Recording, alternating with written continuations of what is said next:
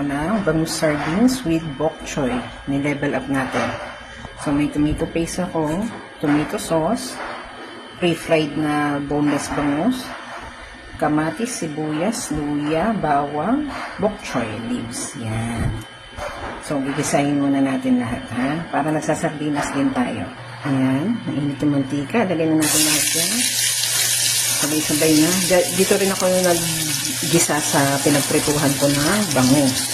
Yung bangus natin, may salt, turmeric powder na yan. Yan ang ginawa ko. Tapos pinirito ko. Bahagya lang sa konting cornstarch para hindi tumalsik sa akin yung mantika. Gisahin lang natin yung bawang, sibuyas, kamatis, luya. Hanggang sa lumambot yung kamatis natin. Tapos lagay tayong tomato paste. Pag malambot na yan. Yan, nilagay ko na yung tomato paste. Gisahin na natin.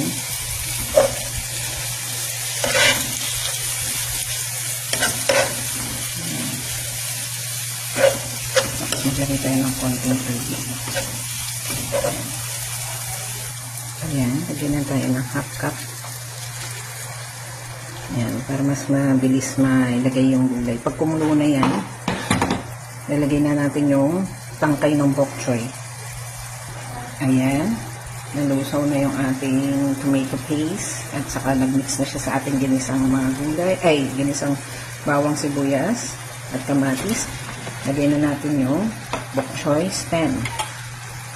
Ayan, mix muna natin. Susunod natin dito yung ating pre-fried bangus. Diba, bangus sardines nga ito na may kulay.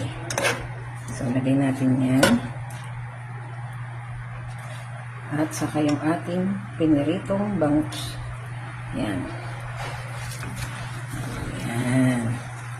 Maglalagay din tayo ng konti pang tubig. Pero mamaya na. Mix muna natin yan. Yan. Lagdag tayo ng ulit ng tubig. Hot water. Yan. Naglagay po tayo ng tubig.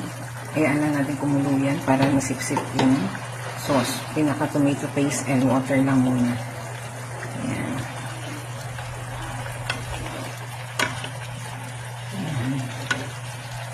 Tinikman ko na. Nalagay lang tayo ng konting asin. Konti lang. Konti.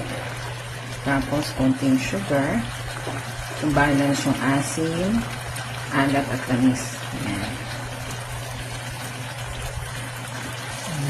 Ilalagay na natin yung dahon na part. Ayan. Tapos yung tomato sauce. Ayan. Tomato sauce. Check na natin. Ito na yan.